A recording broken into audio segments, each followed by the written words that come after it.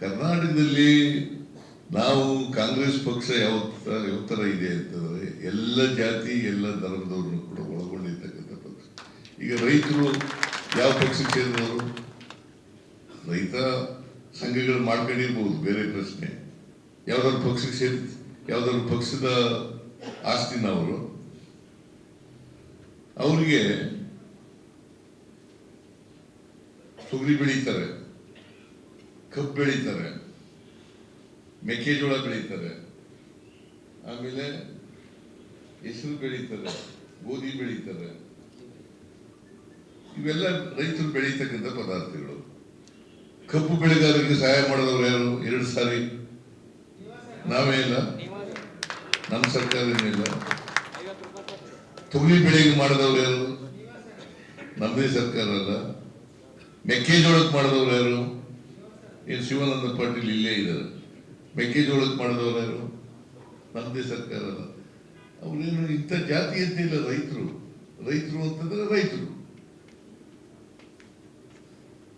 ಅವ್ರಿಗೆಲ್ಲ ಮಾಡತಕ್ಕಂಥ ಕೆಲಸವನ್ನು ಮಾಡಿದ್ದೀವಿ. ಈಗ ರೈತರಿಗೆ 1 ಟನ್ ಕಬ್ಬಿಗೆ 300 ರೂಪಾಯಿ ಹೆಚ್ಚಾಗಿ ಮಾಡೋದು. 300 ರೂಪಾಯಿ.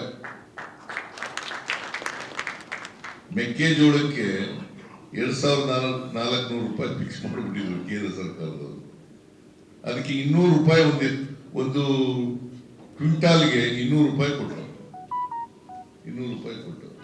ಇದು ನಾವು ಯಾಕೆ ಮಾಡ್ತಾ ಇದೀವಿ ಅಂತಂದ್ರೆ, ಸಮಾಜ ಬೆಳಿಬೇಕಲ್ಲ, ಕರ್ನಾಟಕ ಬೆಳಿಬೇಕಲ್ಲ, ಎಲ್ಲ ಜಿಲ್ಲೆಗಳಲ್ಲೂ ಅಭಿವೃದ್ಧಿ ಆಗ್ಬೇಕಲ್ಲ. ಒಂದು ಜಿಲ್ಲೆ ಅಭಿವೃದ್ಧಿ ಆದ್ರೂ ಸಾಲದು, ಅಥವಾ ಒಂದು ಭಾಗ ಕರ್ನಾಟಕದ ಒಂದು ಭಾಗ ಅಭಿವೃದ್ಧಿ ಆದ್ರೂ ಸಾಲದು.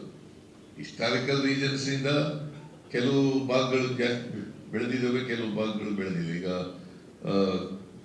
ಕಲ್ಯಾಣ ಕರ್ನಾಟಕ ಎಲ್ಲ ಇರ್ತದ್ದು, ಹೈದರಾಬಾದ್ ಕರ್ನಾಟಕ 371J ಮಾಡಿದವ್ರು ಯಾರು? ಇಲ್ಲಿ ನೀವೇ 371J ಮಾಡಿದವ್ರು ಯಾರು?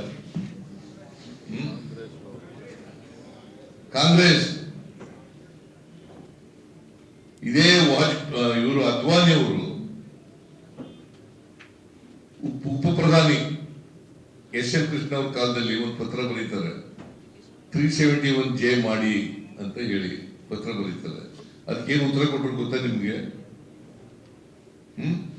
ಮಾಡಕ್ಕಾಗಲ್ಲ ಅಂತ ಬರೆದವರು.